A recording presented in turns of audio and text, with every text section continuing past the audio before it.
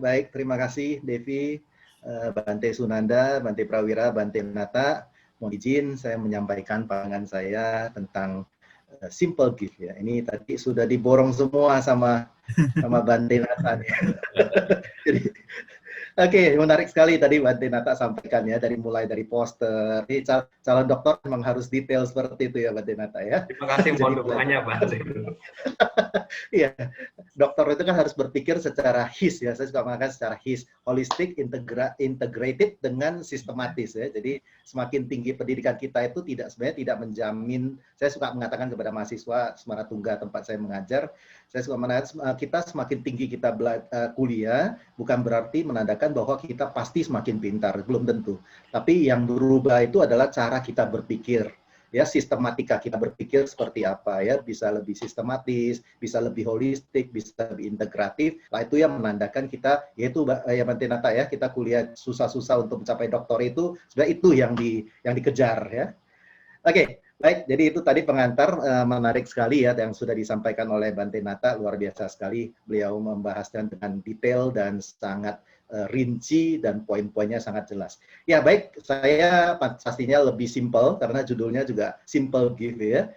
Ini saya memunculkan sebuah foto, terlihat ya Devi ya dan semuanya. Nah, ini semua saya yakin gambar ini tidak asing lagi buat kita dan kita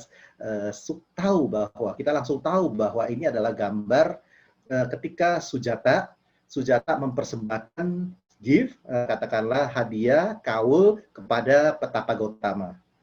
Ya, kepada Petapa Gautama. Nah, jadi pada saat itu Sujata ini pernah berkaul gitu. Kalau katakanlah kaul dia tercapai, dia memiliki seorang putra, maka ia akan mempersembahkan katakanlah sesajen atau apapun kepada dewa hutan. Jadi benar terjadi, beliau itu melahirkan seorang putra dan kemudian dia membayar kaulnya dan meminta pelayannya, dayang-dayangnya itu untuk datang ke hutan untuk mencari dewa dan kemudian pelayan ini pulang dan melaporkan, benar ternyata di hutan itu ada seorang dewa hutan. Dan Sujata sendiri datang mempersembahkan gift, katakanlah sesajen atau persembahan kepada Buddha gitu kan. Nah, jadi pada saat ini yang sangat menarik itu adalah dialog antara Sujata dengan Buddha atau Petapa Gautama pada waktu itu. Dan setelah berdiskusi, Buddha mengatakan keinginan kamu sudah terkabul, maka doakanlah saya juga menemukan apa yang saya cari. Jadi intinya itu menarik ya. Jadi satu simple gift dan satu permohonan, katakanlah satu kata-kata yang disampaikan oleh Buddha kepada Sujata itu adalah kamu sudah menemukan dan telah berhasil mendapatkan apa yang kamu mau, doakanlah saya juga yang kamu anggap sebagai dewa hutan ini untuk menemukan apa yang saya cari. Nah, jadi ini dialog ini yang sangat menarik menurut saya. Oke, nah ini dia yang tadi yang Bante sampaikan ini malah kurang satu kalau saya bilang. Bante Badranata sendiri tidak menjelaskan dalam brosurnya itu, beliau juga sering lagi tersenyum dengan begitu indah. Jadi saya melihat poster ini memang desainnya simple tapi penuh dengan senyuman-senyuman yang sangat indah. Ya, jadi ini untuk berbahagia itu tidak perlu terlalu kompleks ya. Jadi simple thing make you happy gitu ya. Oke, saya membahas dari yang lebih simple. Nah, jadi tadi Bante banyak bercerita tentang dana, manfaat dana, cara berdana, ya bagus sekali. Kalau saya bercerita ini tentang hal yang kepada diri sendiri. Kita kadang-kadang suka memberikan hadiah kepada orang lain. Ya, kita membahagiakan orang lain, tapi kita sering lupa. Kita lupa memberikan hadiah kepada diri kita sendiri. Kita lupa menghargai diri kita sendiri. Nah, kali kesempatan kita hari ini, saya ingin berbagi tentang simple gift yang diberikan kepada diri kita sendiri. Ada 4 hal yang bisa diberikan kepada diri sendiri. Saya singkatnya adalah dengan K. K itu adalah kaya. Yang kedua itu adalah Si, itu adalah sila. C itu adalah cita. Yang keempat itu adalah panya. Kita bahas satu persatu. Bapak Ibu, saudara-saudara sekalian, Bante, Bapak Ibu, saudara-saudara sekalian, kita lihat hadiah sederhana yang pertama yang kita berikan itu adalah menjaga kondisi kaya. Kaya itu adalah fisik kita. Ya, kita apalagi dalam kondisi pandemi COVID-19 ini yang membuat kita itu takut, cemas, paranoid, ya, yang harus bisa kita lakukan itu adalah waspada. Kita menjaga fisik kita dengan baik. Ya, jadi yang pertama itu adalah kita menjaga fisik kita dengan baik, menjaga kaya kita dengan baik. Yaitu dengan apa? Makan makanan bergizi, istirahat yang cukup, ya, olahraga teratur. Tadi Bante Sunanda sudah memimpin kita untuk relaksasi. Jangan pernah lupa, Bapak Ibu, saya pernah talk show dengan seorang psikolog, seorang psikiater juga. Dia mengatakan begini, ini kita jangan pernah anggap remeh tentang nggak bisa tidur. Ternyata nggak bisa tidur itu bahaya, ya. Dan itu adalah cikal bakal dari schizophrenia. Schizophrenia itu kalau bagi kalangan umum mengatakan itu gila. Schizophrenia itu adalah ada gangguan jiwa yang dia bisa mendengarkan bisikan-bisikan, misalkan bisikan bunuh dia, kemudian loncat dari atas. Ya, jadi schizophrenia itu ada suara-suara, dia dapat mendengar suara-suara itu adalah suara hayalan sebenarnya, tapi itu adalah gangguan. Nah, jadi itu dimulai dari mana? Kata psikiater itu adalah dimulai dari ciri-ciri itu kita tidak bisa tidur yang kronis. Ya bukan satu malam nggak bisa tidur langsung, waduh, saya schizophrenia ya. Nggak agak seperti itu juga ya. Jadi kalau sebenarnya tidak bisa tidur, tadi Bante Sunanda itu sudah ngajarin kita di awal tuh menarik sekali. Jadi kadang-kadang ajaran Buddha, ajaran para Bante, ya, ajaran upasaka-upasika pandita, ini seolah-olah sederhana, tapi kalau kita praktekkan dalam kehidupan kita sehari-hari, contohnya adalah tadi ada relaksasi, ketika malam Anda tidak bisa tidur, Anda relaksasi sejenak, pundak, fokus kepada misalkan pundak, kepala dulu, kepala rileks, terus pundak rileks, hindarkan ketegangan, kurangi tegangan, rileks, sekarang saatnya saya mau tidur, rileks. Nah, jadi nanti sadar tidak sadar itu kita tertidur sendiri. Ya, nah ini anehnya begini, Bapak Ibu, saudara-saudara sekalian, ini manusia ini memang manusia yang lucu dan menggelikan dan kompleks gitu ya. Kadang-kadang kita ini ada orang yang susah tidur, ya berat tidurnya, ketika relaksasi dia juga tidak bisa tidur. Tapi ada orang begitu diajak latihan meditasi, ya baru latihan meditasi 5 menit aja sudah tertidur, bablas gitu kan. Jadi ya harusnya tidak tertidur, dia itu tertidur. Seharusnya dia tidur, dia tidak tidur gitu. Jadi manusia ini kadang-kadang memang lucu dan menggelikan gitu ya. Nah, jadi itu adalah hadiah pertama yang harus kita hadiahkan kepada diri kita adalah kita menjaga fisik kita kaya, bahasa Palinya adalah kaya, ya dengan apa? Makanan bergizi, ya. Terus bergizi itu bukan berarti mewah ya. Bergizi itu adalah gizinya seimbang, cocok, ya, karbohidratnya, proteinnya, dan lain-lainnya itu seimbang. Ya, terus kemudian disertai dengan kita olahraga, kita harusnya bahagia tinggal di Indonesia ya. Indonesia ini adalah negara tropis yang kaya dengan cahaya matahari dan kita percaya bahwa cahaya matahari itu meningkatkan imunitas tubuh kita. Terus kita juga harus istirahat yang cukup ya. Kalau kita misalkan agak sulit untuk istirahat, tidak bisa tidur ya, coba metode yang diajarkan oleh Bante Sunanda. Silakan chat langsung dengan Bante Sunanda. Gimana caranya relaksasi? Ya, saya jamin Anda 10 menit itu langsung tertidur. Itu yang pertama. Yang kedua itu adalah sila. Sila itu adalah kita menghadiahkan sila kepada diri kita sendiri melalui pelatihan diri. Ya, itu adalah sosial moralitas. Nah, apa manfaatnya kita berlatih atau kita membahagiakan diri kita itu tentang sosial moralitas. Nah, saya pernah ini saya sebenarnya bahagia ya dengan COVID ini, saya selama 6 bulan ini saya sudah ke Papua 2 kali nih. Saya udah ke Papua 2 kali diundang oleh Bante Sunanda ya. Cuma saya belum bisa menyaksikan Raja Ampat secara langsung saja. Oke, tapi sebelumnya saya pernah ke Papua juga. Saya diundang oleh Bante Prawira. Saya nginep di wiharanya beliau itu 2 kali. Nah, karena orang tahu atau saya tahu persis Bante Prawira ini pasti menjalankan sila dengan baik. Ya, katakanlah kalau ini kan Bante menjalankan sila jauh lebih banyak. Katakanlah contohnya 5 sila saja yang kita upasaka-upasika jalankan. Ya, yang pertama itu kan kita bertekad untuk menghindari pembunuhan. Saya berani tinggal di wihara berdua dengan Bante, kamarnya beda ya, bukan satu kamar ya. Bante kamarnya di ujung, saya kamarnya di ujung kiri, saya di ujung kanan. Nah, saya berani tinggal di situ berdua di tengah hutan di Papua yang saya tidak kenal siapa-siapa. Karena apa? Saya yakin Bante Prawira ini tidak mungkin membunuh saya. Benar ya? Nah, saya yakin Bante ini tidak akan membunuh saya. Terus yang kedua, saya yakin Bante ini tidak akan mengambil barang-barang saya. Ya. Yang ketiga, saya yakin Bante tidak akan melecehkan saya. Yang keempat, saya yakin yang Bante katakan kepada saya, Bante Prawira katakan kepada saya adalah kata-kata yang benar dan tidak akan mencelakakan saya. Yang kelima ini adalah menjalankan sila yang kelima itu adalah melatih diri untuk menghindari mabuk-mabukan atau minuman atau makanan yang melemahkan kesadaran. Saya yakin Bante tidak akan memberikan saya minuman atau makanan yang melemahkan kesadaran. Yang ada malah memperkuat kesadaran. Saya dikasih kopi terus.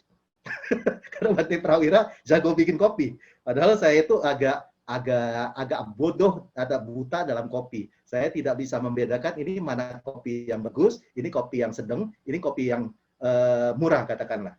Ya, tapi saya yakin kopi-kopi Bante Prawira itu adalah kopi yang premium. Buktinya saya 3-4 malam di sana, tamunya suka datang kemari. Ada yang dari Angkatan Laut, ada yang dari Pak Haji, ya duduk di sana untuk ngopi bareng dengan Bante Prawira. Ini satu persahabatan yang sangat luar biasa, yang sangat mengagumkan ya. Jadi kita sebagai seorang Buddhis itu tidak bisa hidup secara eksklusif. Memang harus inklusif dan bersaudara dan plural seperti ini. Nah, inilah yang manfaat yang hadiah yang kedua yang bisa kita berikan kepada diri kita adalah kita melatih diri kita dalam sila sosial moralitas.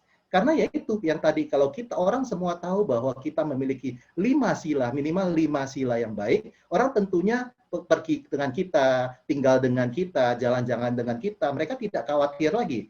Karena dia yakin kita tidak akan dibunuh, kita tidak akan kecurian, kita tidak akan dilecehkan, kita tidak akan diberikan kata-kata yang katakanlah sesat atau hal yang lain, apalagi kita melemahkan kesadaran.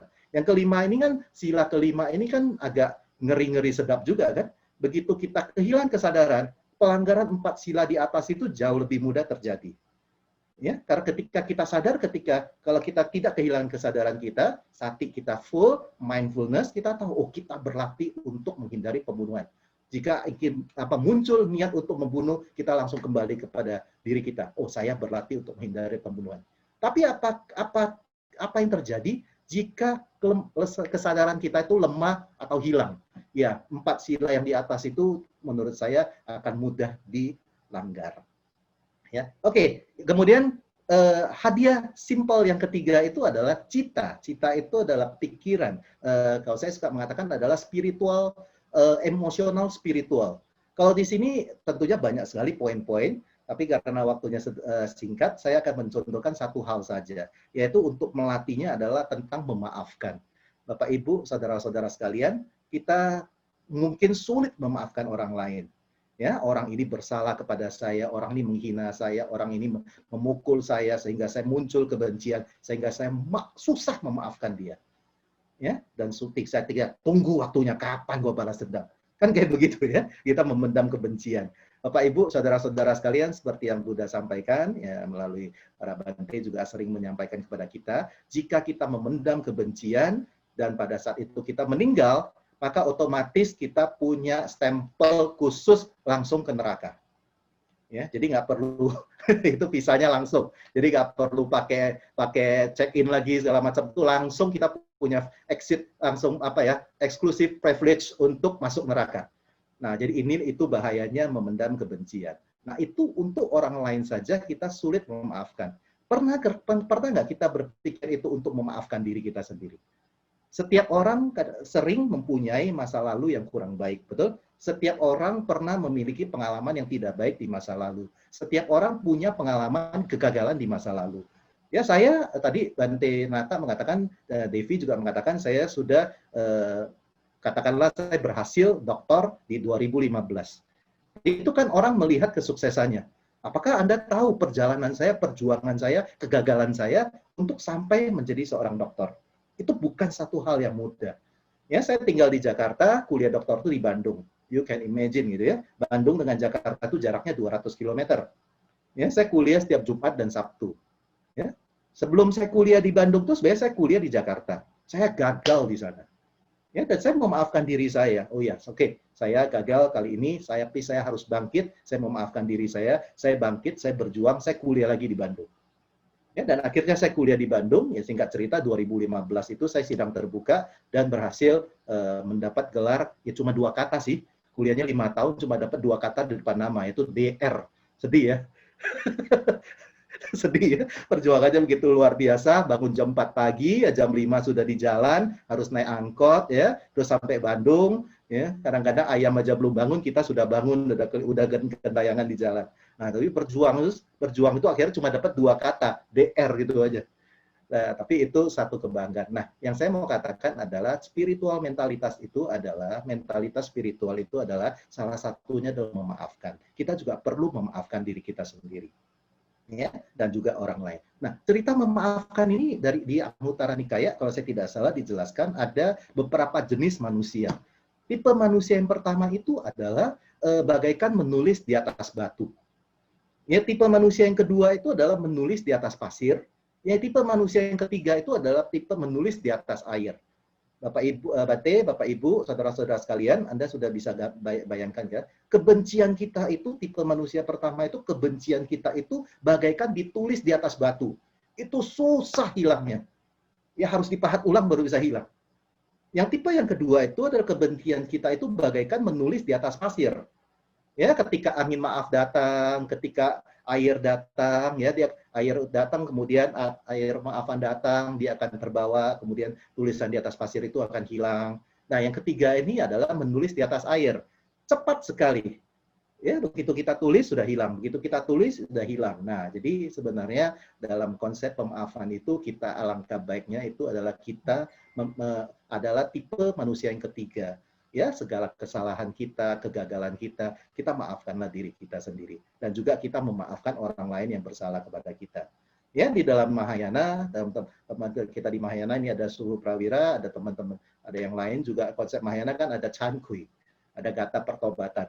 Ya, setiap orang itu punya kesempatan untuk bertobat, ya, untuk memperbaiki kesalahan. Jadi kita juga perlu memaafkan mereka, tapi jangan pernah lupa kita juga perlu memaafkan diri kita sendiri. Nah, itu adalah hadiah simple gift yang ketiga. Simple gift yang keempat ini adalah PA adalah panya. Bisa suka singkat dengan kasih cipa. Saya mau singkat dengan kasih Cina, nanti ada yang marah lagi. jadi saya singkatnya dengan kasih cipa saja. Jadi ini salah satu metode dalam pendidikan untuk menghafal supaya kita lebih mudah. Kasih cipa. Oh, kasih cipa itu apa sih? Kaya sila cita panya. Ya, panya ini adalah pengetahuan kebijaksanaan. Nah, jadi kita tadi saya senang sekali, bahagia sekali, ikut bangga juga dikatakan Bante Nata ini sedang proses untuk S3. Nah, saya bangga sekali mendengarkan ada biku, ada umat Buddha yang memiliki gelar akademik yang tinggi. Karena Bapak Ibu, saudara-saudara sekalian, ini juga Bante, kami kebetulan, saya beberapa tahun yang lalu dengan Dr. Po, dengan Dr. Adi Gunawan, dengan Dr. Kikyong dipanggil, dalam tanda kutip dipanggil oleh kampus Maratungga, dalam hal ini Bante Nana Suryanadi. Kenapa? Karena Maratungga itu punya S2, punya kampus, punya pasca sarjana. Dan pada saat itu ada kebijakan dari pemerintah menyatakan bahwa kampus S2 itu harus memiliki dosen tetap minimal 7 orang. Ya? Dan pada saat itu yang memiliki gelar doktor di sana itu hanya Bante Didi Sampanya belum, seingat saya masih sedikit sekali. Bante Nyana Karuno juga waktu itu belum doktor, Bante Giriwira, Bante Giriwirya itu juga belum doktor. Ya, jadi kita itu kekurangan. Bante Nyana Suryanadi juga belum doktor, Ayah Diti Sampanya, Ayah Tita Carini juga belum doktor, ya. Jadi kita kekurangan doktor. Jadi kita ini dipanggil semua untuk berkumpul di Semaratungga. Jadi untuk menyelamatkan kampus itu. Dan singkat cerita, berhasillah S2 itu diakreditasi dan mendapatkan akreditasi A. Nah, jadi kita umat Buddha ini sangat kekurangan katakanlah intelektual yang menempuh pendidikan formal. Jadi, tadi saya mendengar Bante Nata, luar biasa, saya bahagia sekali. Semoga Bante segera selesai ya S3-nya dan perjuangannya begitu panjang itu hanya dapat 2 kata ya, jadi doktor gitu. Oke, jadi itu adalah panya. Jadi selalu kita harus belajar, kita harus praktek, kita baru mendapatkan sesuatu. Nah, ini konsep Buddhisnya. Kalau kita lihat konsep umumnya, atau Stephen Covey itu suka menyebutkan seperti ini. Setelah saya membaca Stephen Covey itu, saya melihat, loh ternyata kok dia ini sepertinya mirip-mirip ya dengan konsep kita ya. Kalau kita membaca buku 8 Habit atau 7 Habit, Stephen R. Covey itu suka mengatakan tentang PQ, EQ, SQ, IQ. Ya, PQ itu adalah physical quotient, emotional quotient, spiritual quotient, dan intellectual quotient. Yaitu PQ itu adalah kaya, EQ itu adalah sila, cita itu adalah SQ, IQ itu adalah panya. Nah, jadi ini adalah apa? Fisik, sosial, spiritual, dan pengetahuan. Ya, terus kemudian ditunjukkan lagi untuk apa? Diterjemahkan lagi untuk apa? PQ itu tentunya adalah untuk melanjutkan keberlangsungan hidup. Ya, seorang Buddhis itu juga selain spiritualnya bagus, menjalankan sila dengan baik, kita juga perlu jasmani yang baik untuk dapat menjalankan sila dan spiritual yang baik. Nah, kemudian SEQ ini untuk apa? Untuk love, untuk mencintai. Tadi Bante mengatakan ada welas asih. Ya, itu dibutuhkan sebagai seorang manusia yang katakanlah, jangan katakanlah sempurna, dibutuhkan oleh seorang manusia yang manusiawi. Terus kemudian kita juga sebagai seorang manusia butuh to leave a legacy, meninggalkan warisan. Suatu ketika ya kita manusia punya batas waktu hidupnya kan. Suatu ketika dunia mencatat, minimal Papua mencatat Bante Sunanda dan Bante Prawira pernah membimbing agama Buddha, umat-umat Buddha di Papua. Itu semua orang mencatat dan mungkin 100 tahun yang akan datang, orang membaca sejarah. Nah, inilah legacy yang ditinggalkan oleh Bante Sunanda atau Bante Prawira. Ya, nah ini orang butuh. Nah, seperti contoh, saya datang ke Wihara Biak, saya melihat ada foto Sukong, ada foto Bante Asin Jinara kita. Oh, saya takjub, saya kagum, semakin besar rasa hormat saya kepada Bante Asin Jinara kita. Ya, karena apa? Saya tanya dengan Bante Prawira ini, Sukong nyampe sini ini tahun berapa ya?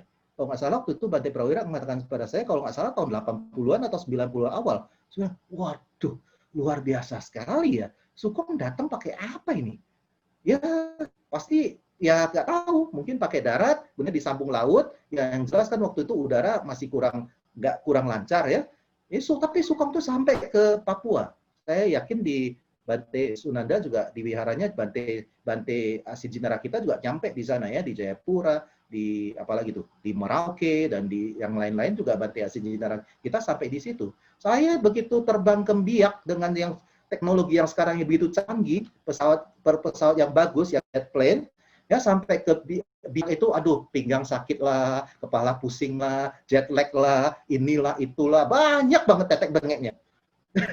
Jadi makanya saya salut dengan pejuang-pejuang Dharma seperti katakanlah Bante Asijidara kita, Bante Sunanda, Bante Prawira dan Bante Nata yang melanjutkan S3 dan Bante yang lain dan upasaka-upasika pandita yang lain yang begitu luar biasa mengabdikan diri untuk pelayanan kepada umat Buddha. Ya, itu adalah meninggalkan legacy. Itu harus dimiliki spiritual quotient yang baik. Dan tentunya yang keempat adalah IQ-nya itu adalah to learn. To learn itu adalah belajar. Nah, dalam proses Buddhis ini kan ada 3 tahap dalam belajar. Yang pertama itu adalah BPD. Ini bukan Badan Pendapatan Daerah ya, bukan ya. Kalau sekarang kan lagi sensitif terhadap data-data ya. Gitu bilang BPD, wah ini Badan Pendapatan Daerah ya. Enggak, ini adalah belajar, praktik, dan mendapatkan. Tadi ya belajar tadi saya sudah sampaikan ya. Jadi misalkan kita contohnya adalah belajar memaafkan. Dan setelah kita belajar memaafkan, kita tahu ya kemudian kita butuh praktik. Praktik itu kalau saya tidak salah juga di Anguttara Nikaya kan disebutkan bahwa kita kita mengakui bahwa itu salah. Mengakui kesalahan itu adalah kesalahan. Yang kedua itu adalah kita menyadari dan kita memperbaikinya. Yang ketiga itu adalah kita berhubungan dengan orang lain dan orang itu menyadari dan menyatakan dia bersalah, kita memaafkan. Nah, jadi itu praktek itu penting. Ya, jadi bukan hanya sekedar stop di belajar saja, tapi harus dipraktekkan. Dan setelah belajar praktek, kita dapat apa? Tadi Bante Nata sudah sampaikan ini. Nah, ini dia sama. Kita dapat ayu wadako, dana wadako, siri wadako, yasa wadako, bala wadako, wana wadako, suka wadako. Ya, jadi kita kalau banyak melakukan kebaikan, kita sering memberikan hadiah-hadiah kepada diri kita melatih fisik, kaya, kita melatih sila, kita melatih cita, kita melatih panya, kita akan memiliki beberapa berkah yang ada seperti adalah panjang usia, tentunya sehat dan panjang usia ya. Kalau panjang usia nggak sehat ya absyong juga sih ya. Terus kemudian kita juga memiliki kekayaan, terus kita memiliki kemakmuran, kita memiliki kemasyuran, kita memiliki kekuatan. Nah, ini bagi pria dan wanita kita memiliki kecantikan atau kegantengan, ya, dan kemudian kita memiliki kebahagiaan. Inilah yang bisa kita dapat dari kita mempraktekkan simple gift ya kepada ya kaya, sila, cita dan panya. Ya, jadi ini simple gift yang bisa kita berikan kepada diri kita sendiri, ya, kaya sila cita dan panya, yaitu fisik, sosial, spiritual, pengetahuan. Nah, sehingga kita bisa mendapatkan tadi yang saya sampaikan beberapa poin, beberapa berkah. Demikian, terima kasih Bante Sunanda, Bante Prawira, Bante Nata, tentunya kepada Devi juga. Ini email saya, Facebook saya, Instagram saya, silakan jika Anda tertarik dan Anda bisa join di sana. Terima kasih. Selamat sore, Namo Sang Hyang Adi Budaya, Namo Buddhaya. Ya, selanjutnya ada yang ingin bertanya langsung kepada saudara Teddy Tahir. Saya persilakan. Silakan di-unmute. Baik, terima kasih. Selamat sore, Dr. Heru, Bante Badra, Namo Buddhaya. Dr. Heru, saya semangat sekali Dr. Heru mendengarkan ini macam sedang di pasca sarjana nih. Hoi-nya dapat banget, semangat sekali. Motivation plus-nya itu dapat sekali, bukan sharing dhamma lagi, tapi udah lebih beyond that motivation-nya. Nanti Devigo kita doakan segera pasca sarjana, segera dokter ya, Dr. Heru. Makin banyak. Baik, Dr. Heru, saya punya 2 pertanyaan masing-masing ke para narasumber. Pertanyaan pertama saya untuk Dr. Heru dulu.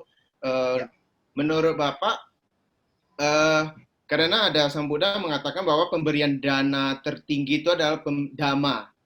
Dhamma dana adalah dana yang tertinggi.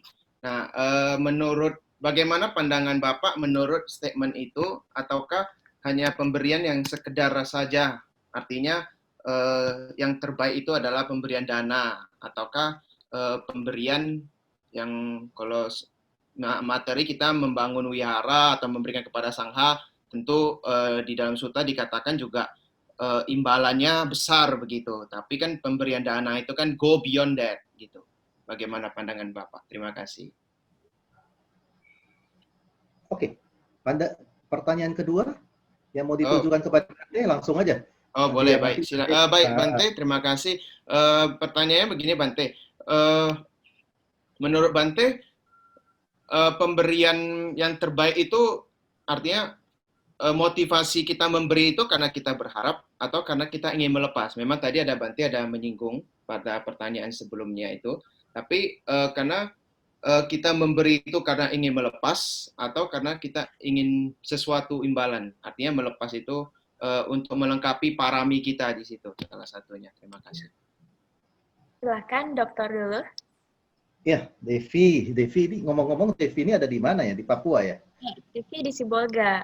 Oh, Sibolga. Iya. Devi ini di Sibolga ya? Iya. Oh, Kolang Melan berarti ya. Oke, baik. Ini pertanyaan Pak Tahir ini menarik sekali. Terima kasih Pak atas sambutannya kepada saya. Ini mungkin gaya kita berbicara memang dari dulu seperti itu. Saya ingin menanggapi yang tadi yang fikih sedikit, boleh ya, Devi ya? Jadi menarik ini. Tadi dikatakan bahwa agama tetangga ini tadi sudah dijawab baik sekali oleh Bante Nata ya. Saya hanya pengen tambahkan sedikit gitu loh. Dibilang agama tetangga ini kayaknya memberikan sesuatu tanpa pamrih. Apa benar?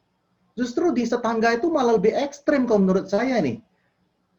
Ya sorry ya kalau saya salah ya. Jadi yang saya banyak bergaul, saya bergaul dengan para teman-teman lintas agama. Ya kami sudah biasa ngomongin orang. Jadi kita ngomongin dia ngomongin kita udah nggak tersinggung. Jadi ini kita berbicara dalam ranah intelektual ya. Jadi kalau waktu saya kuliah doktor itu satu kelas itu 32 orang, yang Buddhis cuma saya satu-satunya.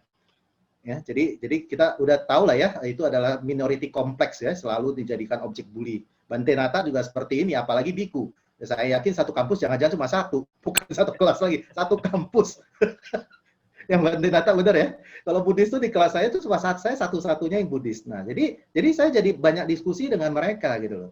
Jadi siapa yang bilang agama tetangga itu tidak mengharapkan imbalan? Itu malah ada dalam tanda kutip itu ada ketakutan yang ditanamkan kepada umatnya loh. Kamu harus berbuat baik loh ya. Kalau kamu berbuat baik, maka surga ganjaranmu. Kalau kamu tidak berbuat baik, neraka janjinya. Itu mereka dalam tanda kutip itu malah ditakut-takuti gitu. Kalau di Buddhis ini malah Buddha mengajar kita ini berbeda gitu. Ya justru di Buddha ini malah jarang mengatakan tentang surga, tentang neraka. Jarang orang Buddhis kalau ditanyakan, ini ada Romo Teddy juga nih. Ini senior saya nih. Saya baru lihat ini, mohon maaf Romo Teddy. Jadi jarang di Buddhis ini ditanyakan, Devi, kenapa kamu berbuat baik? Devi kemudian jawab, karena saya mau ke surga, Pak. Hampir nggak ada umat Buddhis yang mengatakan hal seperti itu. Kenapa Devi tidak berbuat jahat? Oh, karena saya takut masuk neraka. Saya hampir tidak pernah ketemu loh orang Buddhis mengatakan hal seperti itu gitu. Nah, tapi kalau dibilang di Buddhis itu hanya seolah-olah berbuat baik untuk mendapatkan imbalan, saya rasa hampir di setiap namanya manusia itu berbuat sesuatu itu mengharapkan imbalan. Tapi Buddha memiliki cara mengajar yang lebih berbeda. Teman-teman kita di Wajrayana ini meyakini ada 3 tahap. Tahap pertama itu adalah, yang pertama adalah diibaratkan dengan racun ya. Diibaratkan dengan racun. Yang pertama itu adalah menghindari racun. Level kita ini ada di mana? Kalau kita belum tinggi ilmu kita, kita menghindari racun. Menghindari yang namanya pembunuhan, kita hindari dulu. Jangan dekat-dekat. Misalkan contoh kita tahu ada racun ini. Segelas minuman ini adalah racun. Waduh, saya nggak mau dekat-dekat, saya hindarin.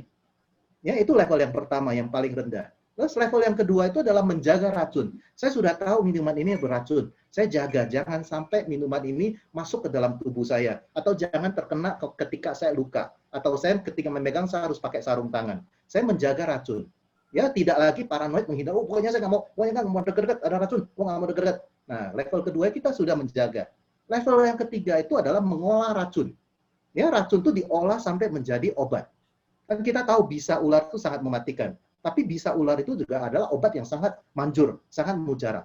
Nah, kalau level kita ini, kembali lagi kepada diri kita. Kalau level kita belum di level yang tinggi, belum levelnya mengolah racun, ya jangan coba-coba nangkep ular, diambil racunnya, ya dipatok ular. Nah, jadi sebenarnya kita itu ada di level mana? Kalau di level Buddhis yang sudah cukup tinggi, memang kita melakukan sesuatu itu, kita sudah tidak lagi berkata, oh nanti dapat ini, dapat itu. Dan kita sudah memiliki pemahaman bahwa apapun yang kita lakukan itu akan kembali kepada kita. Mau kita doakan, tidak doakan, besok pagi matahari pasti terbit di timur loh. Ya, besok kita doain, jangan matahari jangan terbit di timur. Mau dengan keyakinan apapun, saya berani bertaruh. Kalau kekuatan Anda berdoa, matahari besok pasti terbit di timur, tenggelam di barat. Ya, itulah yang mau dikatakan adalah yang diajarkan oleh Buddha kepada umatnya dengan cara yang berbeda, karena ya kita itu dianggap adalah manusia yang cerdas dan lebih kritis untuk menyikapi ajaran. Ya, itu saya menambahkan sedikit kepada Vicky ya. Nah, menjawab pertanyaan Pak Tahir ini menarik banget nih. Ini sebenarnya pertanyaan harusnya ke Bante nih. Yang susah-susah ke Bante aja, jangan ke saya. Bante Data aja yang jawab. Nah, itu saya beneran agak ngeri menjawabnya. Jadi ini Bante Nata, nanti saya mohon izin, silakan bantu saya untuk menjawab. Dhamma Dana adalah dharma yang tertinggi. Ini bagaimana Bante? Saya ini amannya talk show dengan Bante ya. Jadi ada apa-apa kita oper ke Bante aja. Apalagi berurusan dengan doktrin. Ya, terima kasih Pak Teddy, semoga menjawab. Terima kasih Dr. Heru atas jawabannya. Terima kasih Saudara Tahir atas pertanyaannya. Nah, kemudian ada pertanyaan yang ditujukan untuk Dr. Heru dari Saudari Diana. Mengakui diri kita akan ada kesalahan agar dapat memaafkan diri kita. Apakah ada tahapannya, Pak Heru? Mungkin Dr. Heru bisa memberikan tips untuk kita-kita. Silakan, Pak. Sorry, boleh diulang gimana?